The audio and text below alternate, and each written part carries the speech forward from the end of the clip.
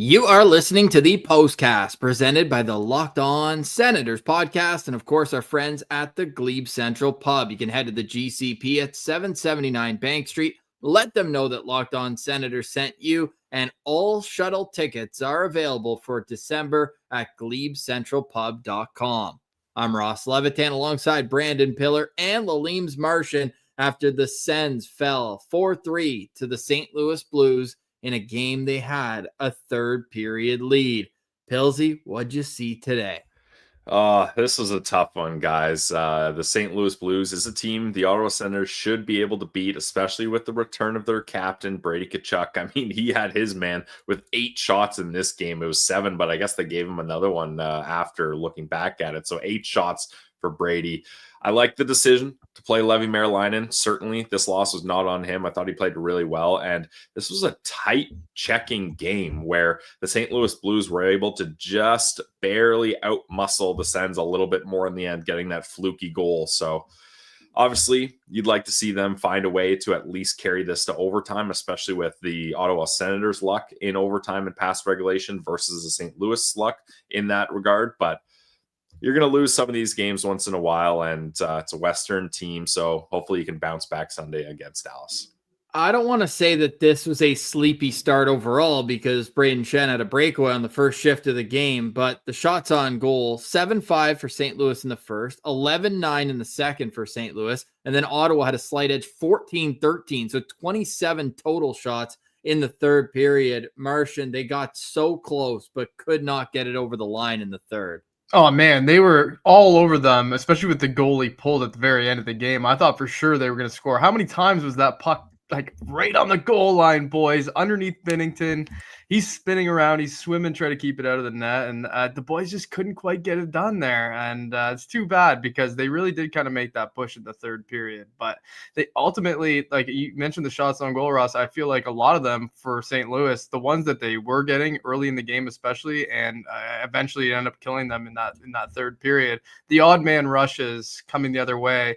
A few really good opportunities for St. Louis, and that last one they really ended up capitalizing on there. So, shots on goal, yes, but also quality shots on goal. I felt like for St. Louis, the boys kind of left Levi-Merelainen out to dry. I felt like at times there. Yeah, dry like leftover turkey if you're not cooking it properly, right? And there was a lot of people on social media saying, "Oh, it sends up turkey legs in the first period." Oh, yeah. Little lethargic, except for Jake Sanderson, who we'll get to later in SensCentral Standouts. This was one of my favorite Jake Sanderson games that we've seen. This loss definitely not on Levi-Merelainen, as we've discussed. The defense was optional at times tonight for the Ottawa Senators, and I think it was a 3-on-0 at one point, and Levy just squeezed himself together to make the save, multiple 2-on-1s, and he stopped all the first ones. It was the last one that costed them in this one. Clevin back on that 2-on-1 rush, one-time opportunity. It's in the back of your net, and the Senators could not tie it despite their best efforts late in this game.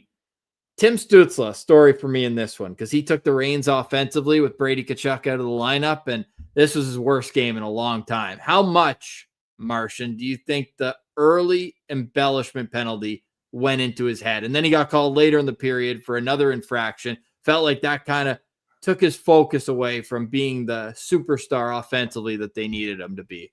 Yeah, it's obviously frustrating for him, right? I think it's getting to him, Ross. I think it's getting to him fully. And something like that early in the game where, it's a new set of referees, but it's the same old story for Timmy here, right? Where he gets a legitimate trip, in my opinion. It's a bit of a can opener style of play in the corner there.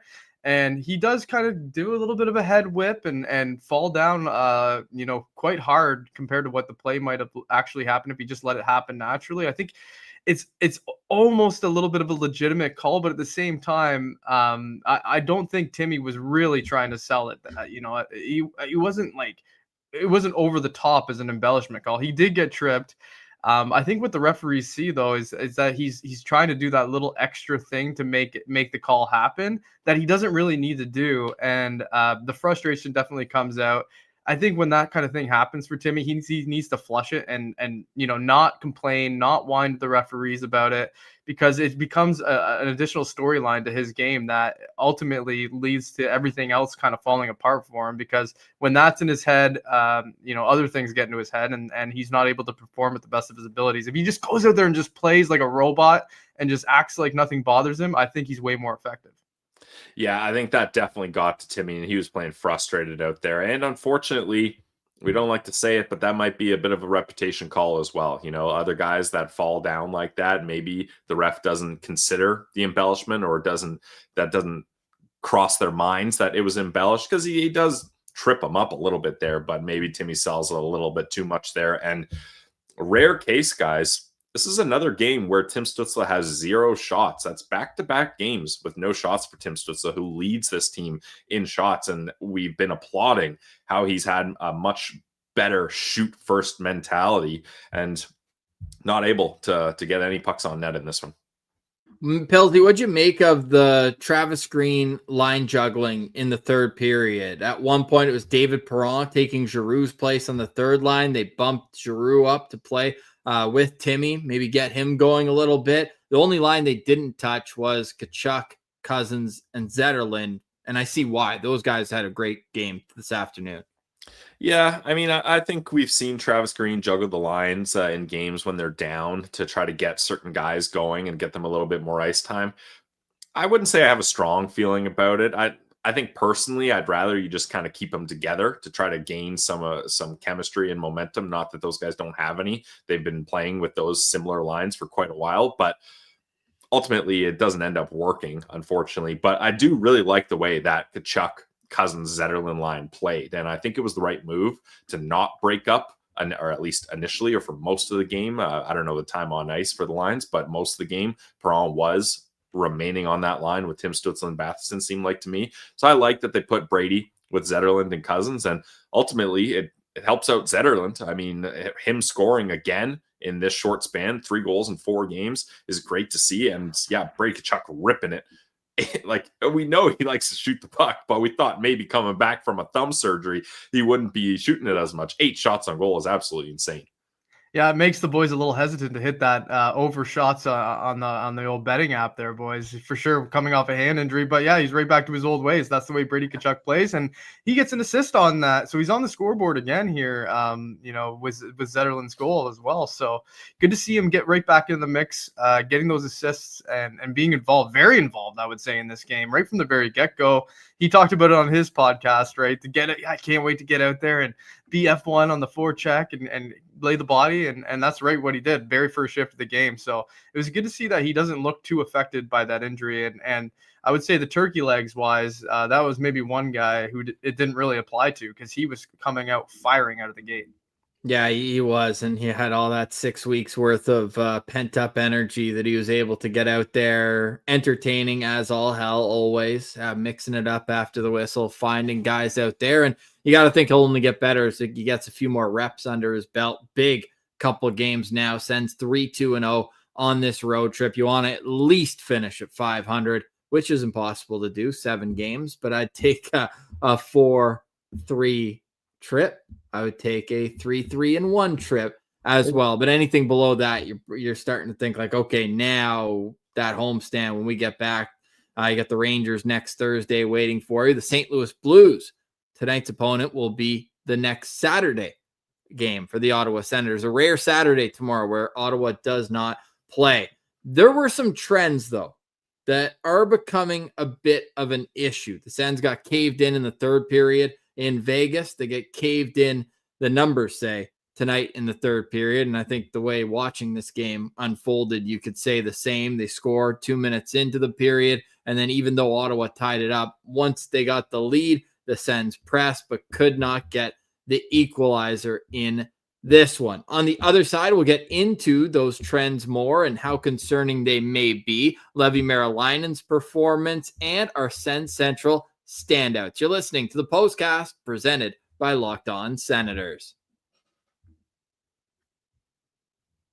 Today's episode is brought to you by the Glebe Central Pub. Check out the GCP, where the vibes are free at 779 Bank Street. And when you go there, let them know that Locked On Senators sent you. They've got great food, awesome drinks. Hey, no Sens game tomorrow night? Don't worry. Head to 779 Bank Street for live music with no cover ever. They've got it every Saturday night. They've also got different events every night of the week. I'm talking about open mic night every Wednesday. Thursdays are about cheap tacos, and hell yeah, wing night. Fire me up for that.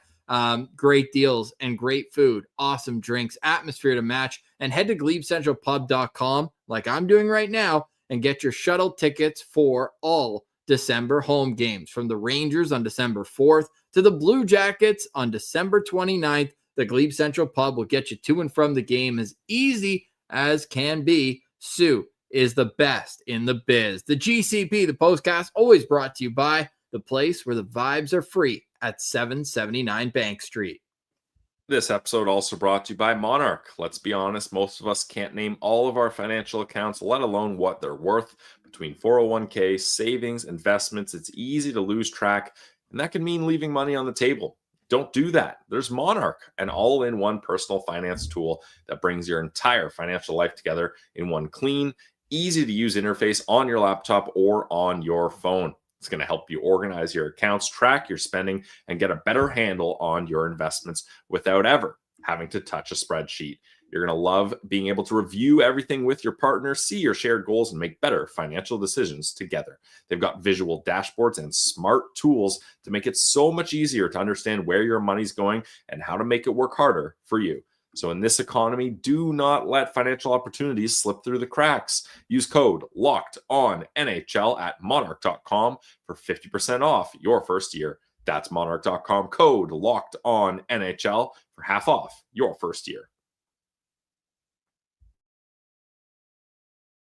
Welcome back to the Postcast. I'm Ross Levitan alongside Brandon Pillar and Lalime's Martian. You can find our social handles in the description below. Senators falling on the road in St. Louis, 4-3 the final score. Senators get outshot in this one, 31-28. The Sens only with one power play opportunity. The Blues go 0 for 3 on theirs. Faceoffs 50-50. Haven't written that in a while. Senators go dead even, and you got to think maybe a bit of that is Braden Shen knowing Giroux's tricks from their teammate years with the Philadelphia Flyers. They had a lot of head-to-head. I actually want to check the numbers on that. Senators with 20 hits to St. Louis's 17, and Ottawa with 17 blocks, including one of the most impressive ones I've ever seen from Jake Sanderson, saving a goal before ultimately the next shift, Nicholas Matinpalo being unable to do the same. At 5-on-5, the expected goals percentage slightly in favor of St. Louis at 51.4%. Pilsy, were you up in arms at all about the just one power play? Do you feel like there were some missed calls there, or just the way this game flowed, it was, as it should be? No, I didn't really think there was many missed calls. Maybe one or two, but nothing too egregious that's popping into my head. I think the worst penalty, though, and I guess it's a fair call, but that Batherson penalty just can't happen. It's in the neutral zone. He's lazy with it, reaches the stick out, tucks it in the midsection of the Blues player, and the ref is standing right there. Now, was that a play where it fully impeded the Blues player and caused an unfair advantage to Batherson? Maybe not necessarily, but it's still something that's just a lazy play, and you can't be doing it in an inconsequential area of the ice with the ref clear view of it. So I think that's the penalty. I'm not upset that they called it, but I'm upset that Batherson allowed himself to take such a bad penalty. What was worse than in this game? No, I shouldn't put it like that, but is there any explanation for you, Martian, of all the breakdowns in the offensive zone that led to odd man rushes the other way? Honestly, I felt like tonight it was just their mindset this whole game. I feel like they were playing like a bit of an entitled team. I tweeted this out earlier. It seemed to me that they weren't taking the Blues seriously enough. We know they can't do that if they expect to win these games, but their MO as a team, especially even on this road trip, they've been a very stingy group through the neutral zone and at the offensive blue line. Not with these mental mistakes pinching at the wrong time, making kind of careless passes when you're the last man back, trying to sift one through there that's not going to have a chance. And St. Louis took advantage. I mean, those odd man breaks the other way were, to me, the thing that gave the Blues a lot of momentum and, kind of put Levi Marilyn in a real tough spot as well there, boys. Like, he can't stop all of those. So you do it over and over again.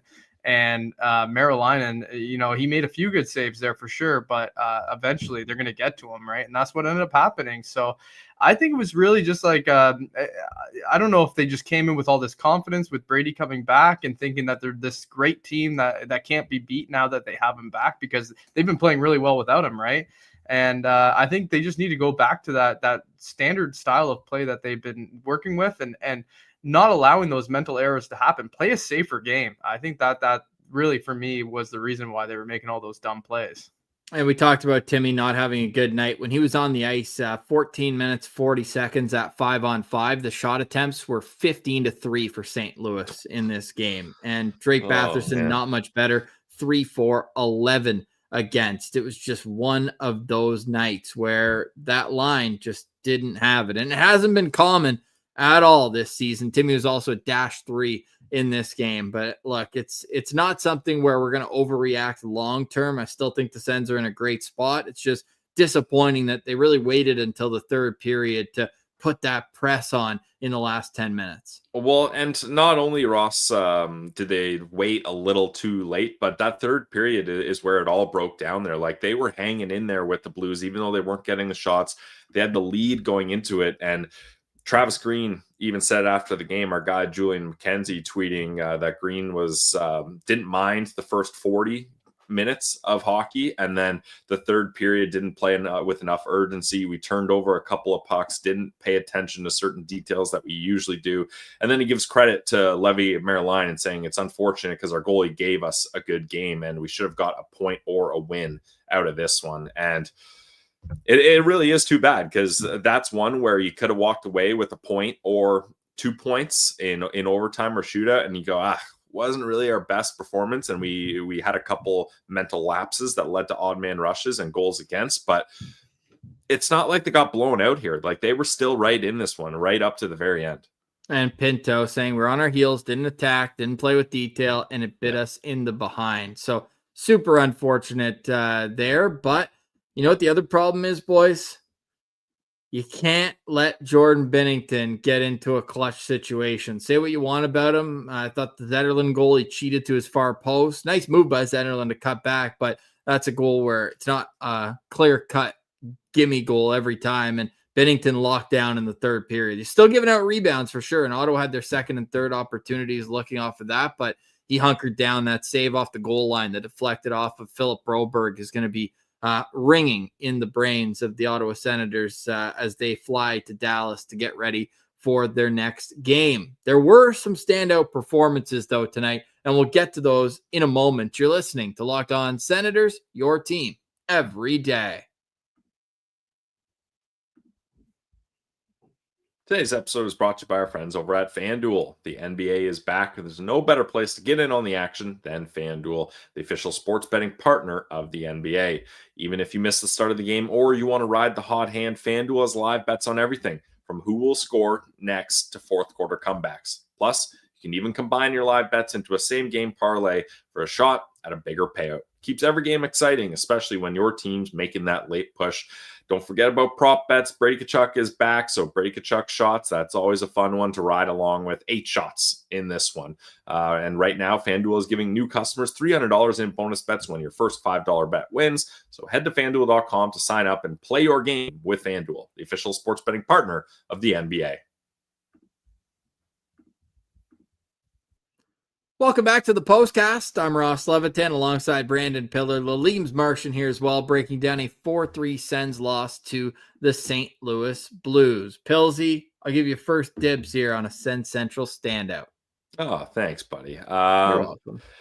You know what? I'm going to go with Levi Marilyn. I know he doesn't get the win here, and obviously there's just a little bit more you'd want out of him, but none of those goals were his fault, in my opinion. I thought he was playing so calm, cool, and collected like he almost always does every game. There were so many opportunities that the Blues had with shots on goal where he was able to hold the rebounds, and I think that's where the Blues figured out his game later on. The first 2 periods, they were shooting kind of more midsection, and he's able to save it, kind of hug and hold. No issue. The Blues weren't getting guys in front. He was able to have clear lanes, or I should give some credit to the Sens defensemen. They were clearing the lanes. Jake Sanderson, you saw do that at times.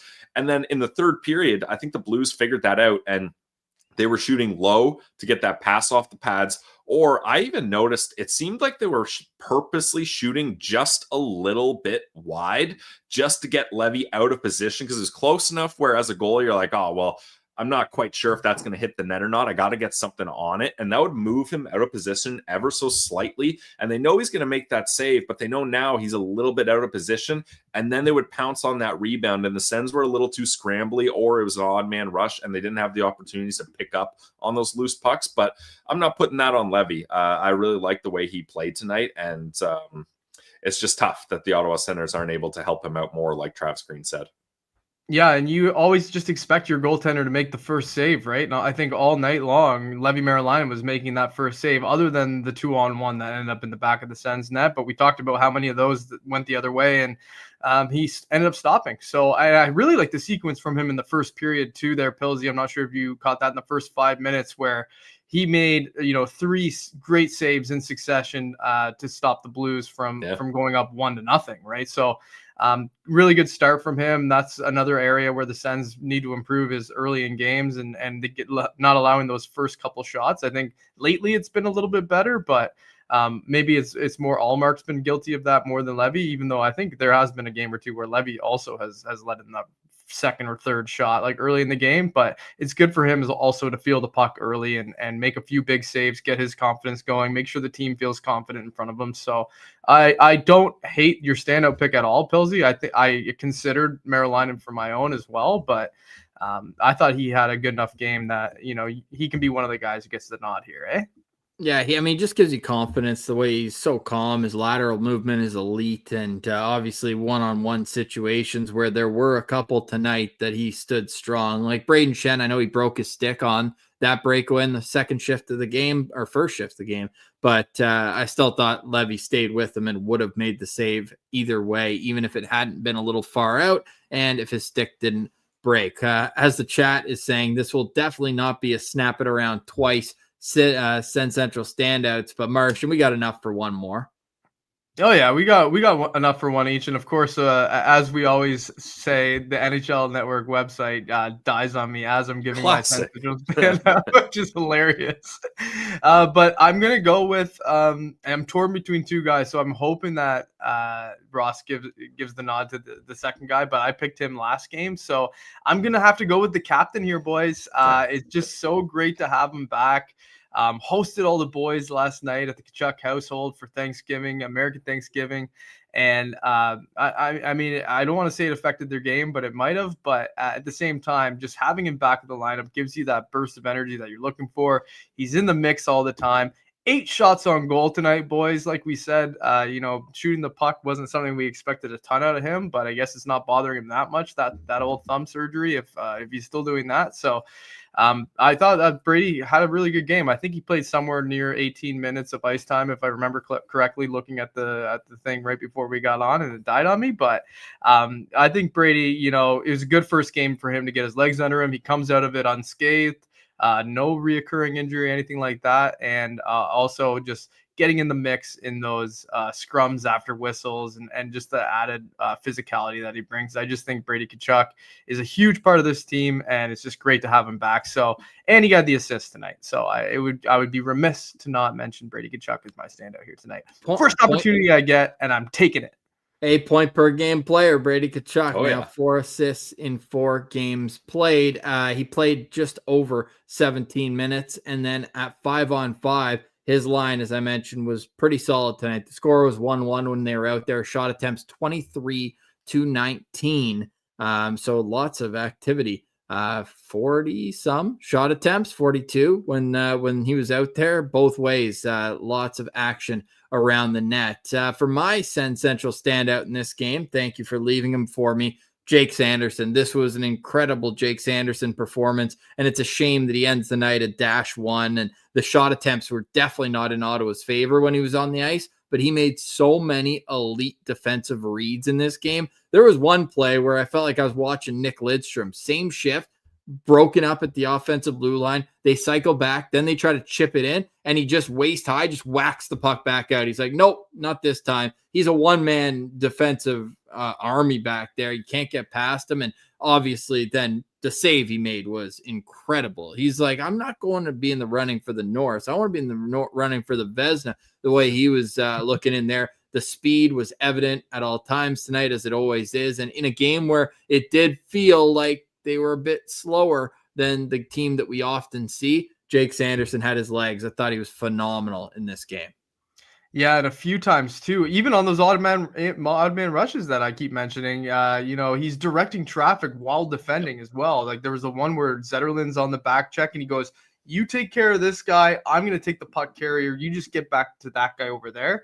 And as he's doing that, he also just comes across with one hand on his stick and bats that thing right off the guy's stick too. So incredible defensive efforts all around from Jake Sanderson. He is Lindstrom-esque, Ross, and obviously we don't say that lightly. We know how good of a player Lindstrom was in his day, but just the way he snares sticks, even just one hand on his, or snares pucks with just one hand on his stick, like he's able to do a lot with his range. He's taller than people think too. He's got a lot of space that he covers out there, and he's so smart, and he's also got great legs, and it's an incredible combination for a defenseman. So he has been easily, one of the best players on the Sens last couple years here, and tonight again, he was definitely the standout on the back end. And he did have an assist in this game as well. That's 4 points in his last 2 games. And you can zoom out. That's 8 points in his last 8 games, including 7 assists. And if you're teaching young defensemen what to do when you don't have the puck offensively, tonight would be a perfect game to clip everything you saw from Jake Sanderson. Hey, he's got a little Lidstrom in him, got a little Scott Niedermayer in him, got a little Cale Makar in him. Those aren't bad. Those aren't bad players. Good comparables. Yeah. Oh man. Yeah. Speaking of defensemen, I heard in the intermission Darren Dreger say he'd be shocked if Carter Yakimchuk's not up in the second half. That too. Crazy. He didn't watch him play this week in Manitoba. Like he shows flashes, but he's not NHL ready. And I say that with all due respect. Like he will be a player, and I see the vision as I've discussed throughout the week as I've called those 2 Belleville games. But like, he's making giveaways at the AHL level that if he was doing at the NHL level, fans would stop chirping Nick Jensen for 5 minutes on social media, and they'd be saying the exact same thing about Carter Yakimchuk. Obviously, there'd be more offensive upside to be excited about at the same time, and Nick Jensen had another tough afternoon. The pair of him and Matt and Paolo, Pillsy, thoughts on that? Well, ironically, actually, I thought Matt and Paolo had a nice game. They did. Yeah, every time, I don't know. I just feel bad because now it's just confirmation bias. Every time Jensen does anything that isn't just chipping it off the boards and out or a tape-to-tape pass, I just get so enraged. And I feel bad because, he's probably... Can we still say that he's probably not 100%? Like at this point, he's got to be. It's been so much time. But we loved him last year, Pills. We did love him, and that's the thing. I feel like I'm just too hard on him, but there's so many times where I don't love his decision making, and it's just like you can't pinch like you used to. You're not able to get back. You're not making the smart, responsible plays like we used to know you to do last season. But I really did like Matting Paolo's game. Like that goal, I forget which. The Pinto, yes, thank you. The Pinto goal. What an incredible shift by Matting Paolo. He brings it in with speed and then I love when Matting Paolo decides to go to the net. Like his first goal scored right in the slot. He's right there. He battles for that puck, slings it on net, and then Pinto gives the extra effort on the rebound to score. Like it's plays like that. And then on the game-winning goal, I thought Matting Paolo played that well. Like, I can't believe that they were able to score on that with where he was positionally and blocking it without using his hands in the crease. Like, I was like, man, nice play, Martin Powell. Good way to keep that out. And then they're calling for a goal. And I was like, how the heck did that one get in there? Yeah, and of course, that ends him, up being the game winner. Yeah, it did go 5-hole. And you could tell the Sens miss Thomas Chabot right now. Because like I would like to see a pair of Chabot with Matt and Paolo, just see how it looked for a couple of games. I was also a bit surprised that Travis Green didn't go to his break in case of emergency D pair of Jake Sanderson and Jordan Spence tonight. We just saw one shift from them, minute 25 seconds together, 5-on-5. That's been a typical move that Travis Green likes to do when he's down a goal in the third period. So decided against it tonight. You wonder maybe if Chabot's in the lineup, is he more likely to do that?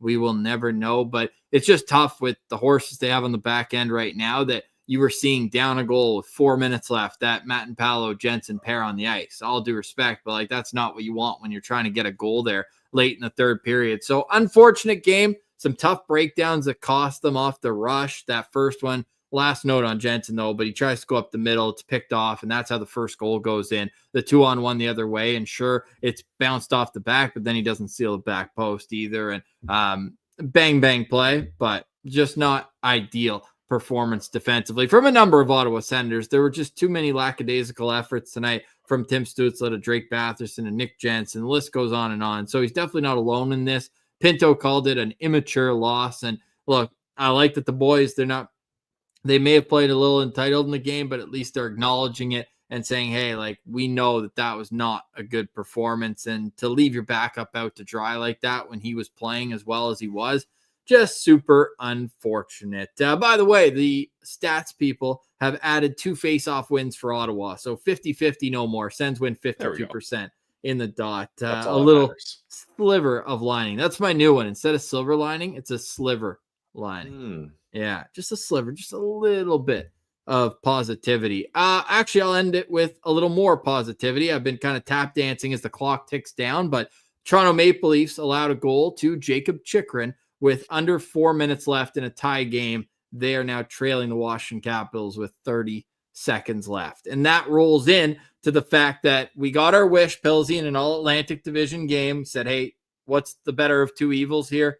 Probably Tampa just continuing to win because they're likely going to be a playoff team. They double up the Red Wings. So the Red Wings lose. Jonas Korpisalo loses for the Boston Bruins 6-2 to the New York Rangers. The poor Buffalo Sabres. Talk about beating a dead horse. How about beating a dead Buffalo? 5-0. They lose to the New Jersey Devils this afternoon. The Florida Panthers lose to one of the worst teams in the league, 5-3 to the Calgary Flames. So really, in the division, Montreal is the only team that gets ahead. So you end the night. Remember, we were so nervous. Hey, you lose this game in regulation, Pills, you could find yourself way outside that line for playoffs. But because they will stay top 3 in the Atlantic Division, deep breath, Sens fans, you'll wake up tomorrow still in a divisional spot. And look, I know that the expectations need to be higher with the team moving in the right direction.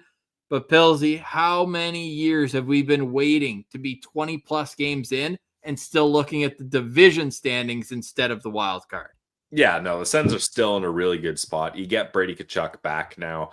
Now you're still on the road, and you got another Western team to play here, or another 2. Who do they play after Dallas? Just one, Montreal. Oh, right. Yeah. Okay. So you got to try to. Although some say Montreal is a West team, didn't they make the Stanley Cup final by going through the West? Yeah, I mean, they did play the Vegas Golden Knights in the Eastern Conference Finals and then played Tampa Bay in the Stanley Cup final. So sure, we'll call them a Western team depending on how directionally challenged you are, which I'm very directionally challenged, so I won't argue on that one. Yeah, they're still in a really good spot here. I like that the goalies are back in form. Once you get Thomas Chabot back and hopefully Ridley Gregg, we haven't had a single game with this full roster healthy. You'll remember Batherson missed a couple games to start. So did Clevin. Spence was the healthy scratch for some reason. And then Brady goes down. And then you have the Chabot Gregg injuries. So I really think that once this team is back to full strength and once they're done a tough road trip where they've managed pretty well so far, like to lose your 2 games in regulation by 1 goal, it's tough, but you're right there, and you got to be happy with how this team is done in November, considering the circumstances of how they usually do in this dreadful month. Yeah, no real true stinkers, right? So far on No. this road. Oh, I shouldn't have said that, but Yeah, what are you doing, dude? Yeah, but so far so good as far as keeping the scores tight and staying in games. But yeah, I trust this team, right, Pilsy, and they are in a great spot in the standings. I think it from now until New Year's, you're going to start seeing a little bit more of that separation. The Eastern Conference can't stay this tight forever. It's going to start. You're going to start seeing the men get separated from the boys out there, and I think that in the standings, especially. We're going to start seeing a lot of shifts happening, and those teams that should be up there will be up there. And I think that the Sens will be able to maintain what they've been doing and keep themselves kind of in that upper echelon of the Atlantic Division. It's not going to get any easier, boys. After a 4-3 loss to St. Louis, the Sens will be in Dallas. The Stars do play Utah tonight, so take this stat with a grain of salt. It will change one way, actually maybe not or the other, because in the last 10 games, the Dallas Stars are 8-1-1. So if they win tonight, they're still 8-1-1 in their last 10, but they've got a plus 20 goal differential in their last 10 games. They're not just winning by one goal. They're killing teams. And the Ottawa Senators are going to be prepared. They were able to get a point off of Dallas in an overtime loss at home earlier this year, and they haven't lost since then. Like, they lost in overtime to Calgary actually since then, but never in regulation. This is a very, very good team, and I'm going to be really curious to see how the Sens bounce back. It'll be Linus Ullmark in net. We'll see. There hasn't really been any updates on Thomas Chabot or Ridley Gregg. More wondering about Ridley Gregg because Thomas Chabot did come back and then re-aggravated it, so he's only missed 2 games in a row. But going to be really curious to see because neither of them were placed on the IR when Stephen Halliday was sent down today and when Brady Tkachuk was activated from the injured reserve. Will says he never wants to see Jensen again. Well, I guess we already kind of covered that. I wouldn't go that far, but I would like to see him get at least like a couple of games to reset. Like, I get he's a veteran, but it doesn't hurt just to reset things and what's going to happen in the following games. Martian, any final thoughts from you on today's postcast? No, just a happy belated American Thanksgiving to our American listeners out there. Thanks for joining the postcast, and happy Friday to the good people out here in this city. And it's Friday, baby. So let's just not let this one affect our mood. I think we can move on from it, and brighter games ahead here very soon. Yeah, Senators. There's no time to relax either, right? Like they're No. right back to it. And the schedule gets extremely tight. So let's wash this one away and try to enjoy our weekend here. Yeah, easier for us than Pilsy, but Sens are 6-3-1 still in their last 10 games. Pilsy, you got any final thoughts today? I would have really liked to win today, guys. Regulation, overtime, shootout. But when you make big boy bets, you got to try to handle it like a big boy. So that's what I'm trying to do. I will bounce back here, but this would have been you learned nice from last year where you post your slip and it was against Montreal, and a lot of people let you hear it. Yeah. Yep. You live and you learn. It's okay. I had this one circled for weeks. I picked my spot. I stand by the decision. It was close, but that doesn't do you much good here. Yeah, no, hindsight's no good for you, Pilsy. There's no reason to be worried about it now. It's over. Yeah. Yep. A very rare Saturday off for the Ottawa Senators. They will play every Saturday until the Olympics. That's how long they've got a Saturday stretch after tonight. So you know what? Take some time for your families. Take some time to unwind because it'll only be one of 2 Sunday games until the middle of January. So, and just finally, Ross, if you don't like the way the Sens play on Fridays or this is giving you bad vibes, I got good news for you. The Ottawa Senators, unless I fact checked this a while ago, this is literally their only Friday game of the rest of the season. Correct. Pretty sure that's correct. Which is crazy. That's such a prime sports night, and your Ottawa Senators will not play on a Friday for the rest of the season. So there you go. 9 straight Saturdays, though, coming up after the off day tomorrow. Okay, for us, we say see you Sunday when the Sens will take on the Stars for Lalime's Martian and Brandon Pillar. I'm Ross Levitan, and the postcast, as always, brought to you by the Glebe Central Pub. So check them out at 779 Bank Street and let them know that Locked On Senators sent you. Let's get some Go Sens Go in the chat, some GSGs as we sign off following a 4-3 regulation loss to the St. Louis Blues. The Sens will be on the bird to Texas and ready to settle in for a Sunday matinee. I guess matinee local time. It will be a 6 o'clock start Eastern time for that one. Okay, this has been the Postcast presented by Locked On Senators podcast. Your team every day.